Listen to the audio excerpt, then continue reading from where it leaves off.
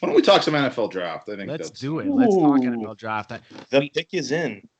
We had a big pre-draft show about what we could possibly expect, and a lot of interesting things went down. A lot of cool trades.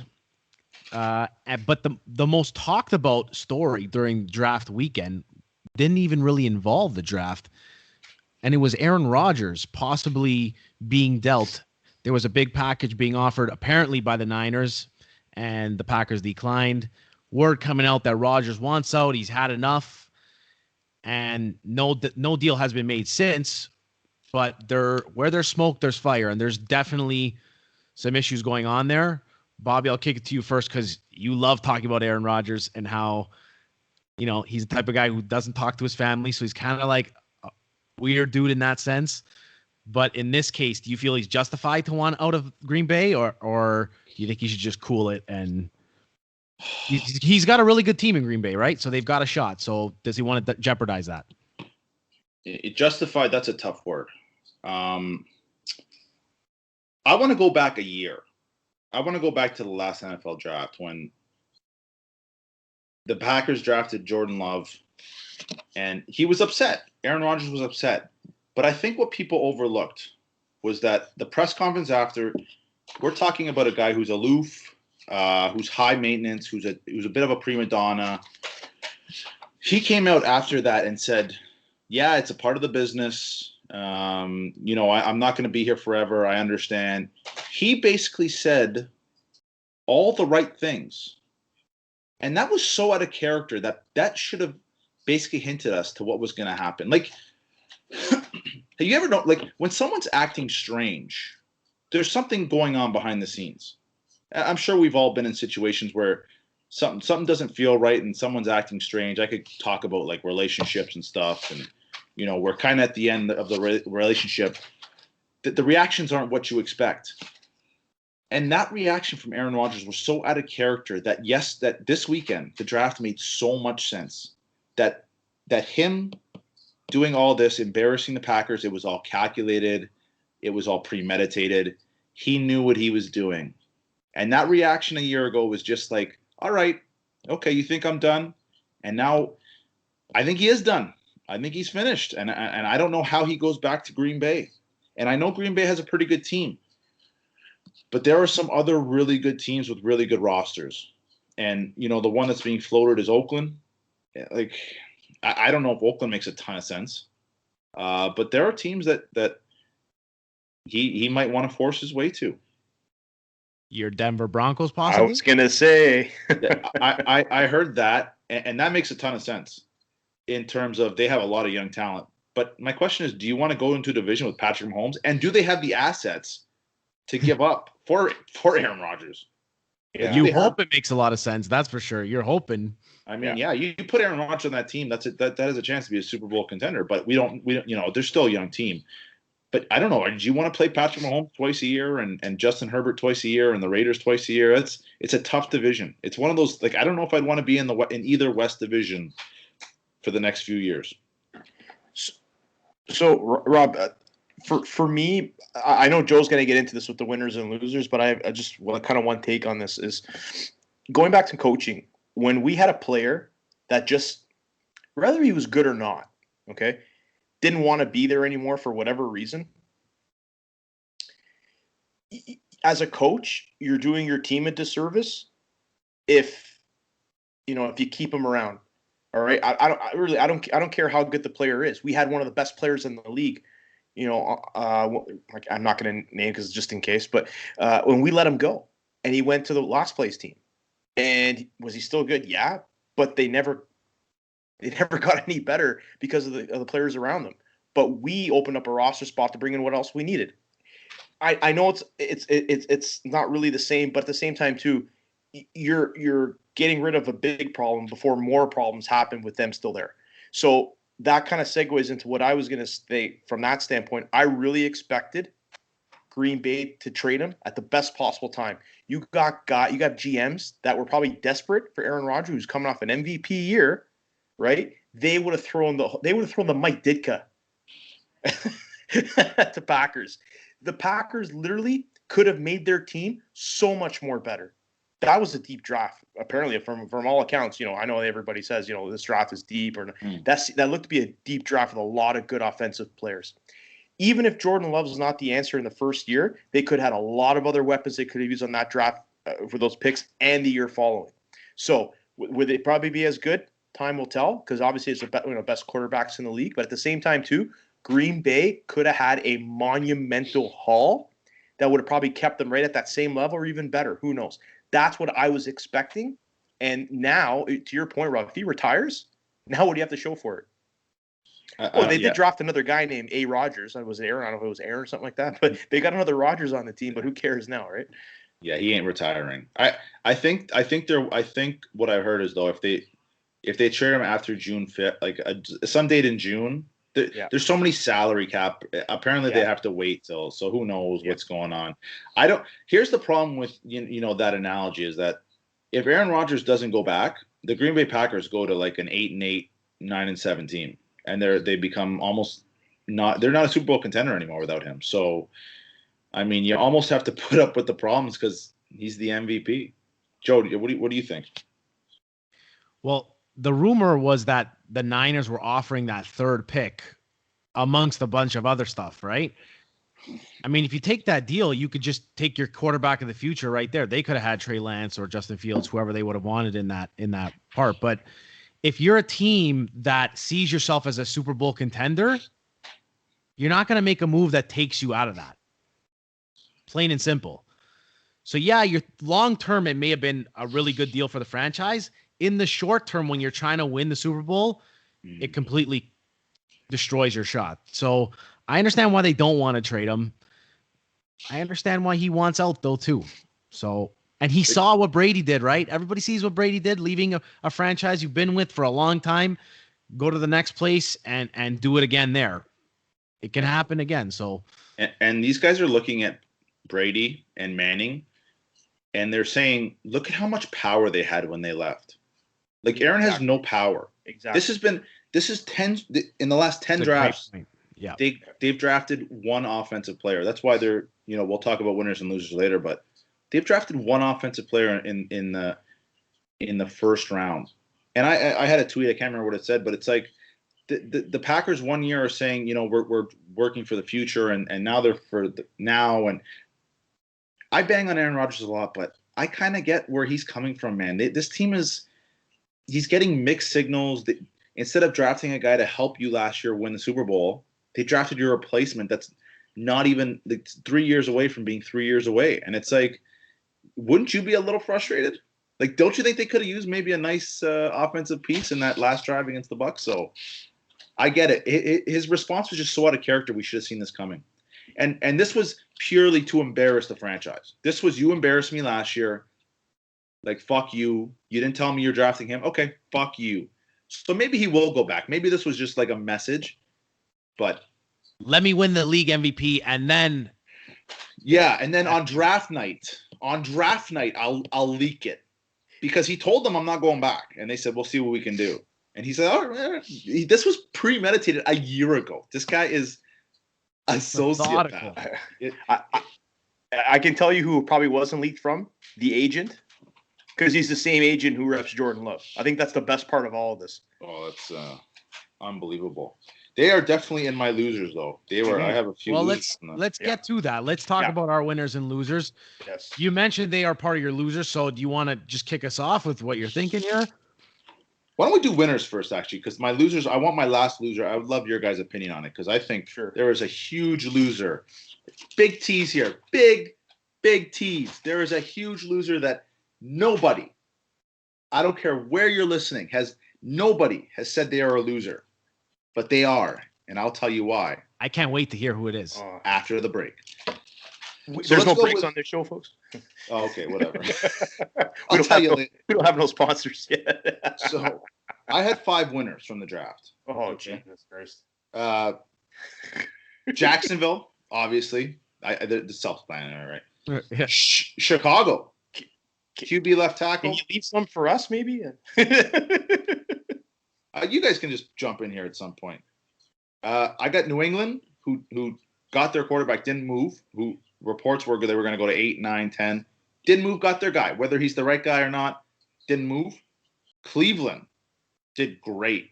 Got value in the second round. And then my last one was, I hate to say it, damn it, the Jets. I don't know about Zach Wilson, but moving up for Elijah Vera Tucker, and they had a really great draft. That's who I was gonna say. I was gonna say the Jets because they get the QB they want, the next franchise guy. Hopefully, looks like he could star in the next generation of High School Musical, but. He had a bad walk. There were a couple quarterbacks that had bad walks. I love that they traded up to get the lineman. Right? And he's supposed to be, Vera Tucker is supposed to be, like, from my sources are telling me, like, top player. So they have Becton, who they drafted last year. Now they have Vera Tucker. They're building a strong line, and that's what you need, right? You always talk about having those good front lines. I agree. You need those things in football. So finally, the Jets, after not protecting Sam Darnold one bit, they've kind of learned a little bit. They're doing everything they should have done for Sam Darnold now. Good for them. And you know what? Another team who's usually on like the dumb list or didn't do well list, Detroit Lions. I like what they did. Yeah. They got the best O-lineman in the draft, fell to them. And then they got two really highly touted defensive ends or defensive ends. And so anytime you can improve both lines in your draft, I like it. I like it a lot. So, Frank, I'll kick it to you. I'll add one. Probably weren't my biggest winner because Rob, got half the league there. But I'd say I like to add the Chargers to that, and I'll tell you why. I think what the Chargers did kind of goes along with Rob talks about, right? Not to pump his tires, but you've recognized that Herbert's your guy. I think he had a fantastic rookie season, right? You got Keenan Allen there.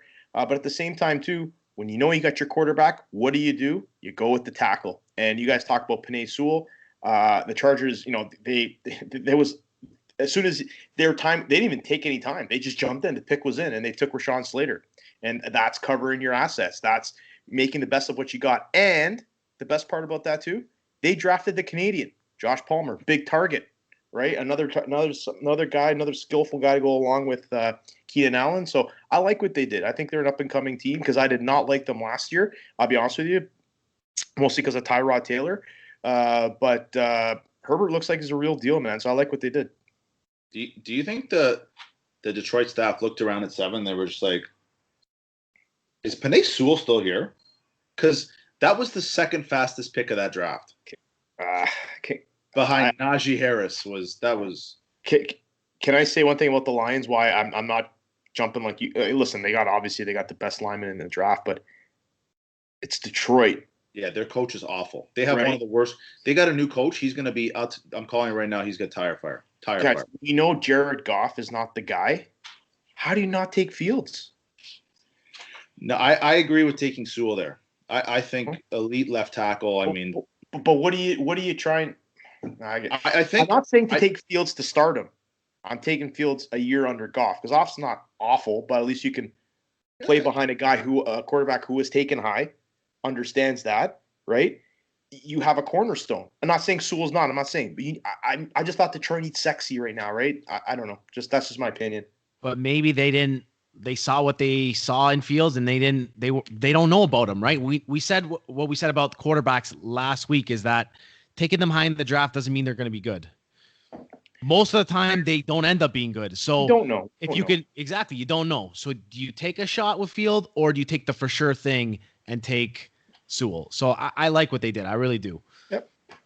Can I start off the losers list because it's going to transition well with how we're, building the line, think about the line, protection, all those sort of things. Okay. I have to do this.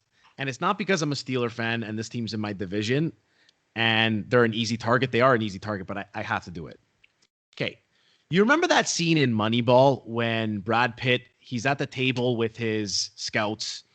He's playing Oakland Athletics GM Billy Beane. And he says to them, there are rich teams, there are poor teams. Then there's 50 feet of crap, and then there's us. Okay. In the NFL, there are smart teams, there are dumb teams. Then there's 50 feet of crap, and then there's the Cincinnati Bengals. Last week, our draft guru, Al Batoni, comes on. And one thing that he said stuck out in my mind.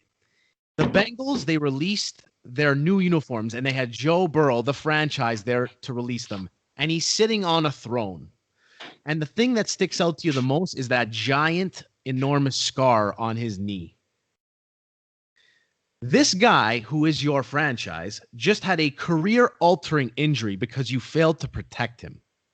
Then you have a chance to pick up the best offensive lineman in the draft, Penei Sewell, and you decide to draft a wide receiver?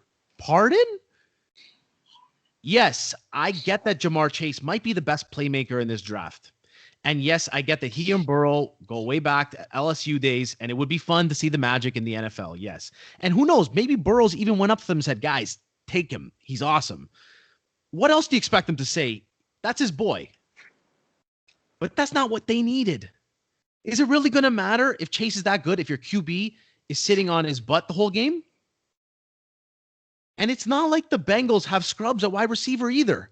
They have T. Higgins, who had a pretty damn good rookie season last year. They have Tyler Boyd, who's also a really good receiver. Are these alpha dog number one receivers, Julio Jones, Michael Thomas, that elite? No, they're not. But you don't need that to win. Those guys are luxuries. How many times did Tom Brady have a guy like that? Once. It was Randy Moss. Never happened again. And I hear some people say, yeah, well, they addressed those needs in the later rounds. Yeah, I mean, maybe you did, but not with the best insurance policy in the draft. Burrow going down last year in that fashion that he did, like if I was a Bengals fan, I would have been devastated. You finally have a legit franchise QB, and he has an injury like that in his first year. And then you go get a wide receiver. Let me ask you something. If your house burns down and then it gets rebuilt, are you going to get yourself some damn great insurance? Or are you going to say, nah, I'm good. I'll hold off on that for now. I'm going to go buy the Ferrari so it looks great in the driveway. Of course. By now, you would have learned from your mistake. And you're going to get the insurance. Worry about the sports car later. Protect your franchise. Protect the house. Bengals, man, what are you doing? And I don't even know how the rest of their draft went. But when I saw that first pick, I thought, dumb. All right, that's it. I'm done. You guys can get it. Sorry. I think the words Cincinnati and sexy don't go well together because there's nothing sexy about Cincinnati. However, I can understand that there's a story here between Jamar Chase and Joe Burrow. Sometimes story wins over with the right thing to do. Brains, exactly. So, this is like, this is Joe Burrow sitting in the same chair as the GM and coach at the draft table saying, that's our guy. He's dictating. He's the guy, right? They're probably not going to do well because they can't protect the guy. But you know what, Joe? Maybe like there's another couple of windows here for free agents coming up. I know there's some guys who've just been let go. I know that because one of my losers is my team, believe it or not. But there are now some tackles and things that are out there that could, and that was one thing that I think, from a Colts standpoint, because the same situation as the Bengals to a certain extent, that they left the blind side open. There's nobody on that left side, that left tackle. But knowing that guys like Eric Fisher out there, I think the Bears just let go of, I can't remember the guy doesn't, he's a pretty good player. Is it Leno? They just let go of Terry. So maybe they were hoping that this next string of free agency, there's a guy out there that they can sign on the cheap to get through that. So that's a possibility as well. There was a team, I didn't know whether to put them on the winners or the losers, Atlanta. Because, I mean, they had a lot of needs, but they got the one guy. Like everybody's saying Trevor Lawrence can't miss. I think Pitts is the one can't miss prospect. Like I think Trevor Lawrence is like a 98% success rate. Pitts is like 99 to 100. Like he's a star. So I don't know what to do with that team. And he's playing because they just let go. They declined Hayden Hurst his option. So he's a bit of an upgrade. So I got a few more losers. I have Denver and Carolina. I mean, Denver, I thought they should have gone quarterback. Both teams went cornerback when I think there were other needs that could have been addressed.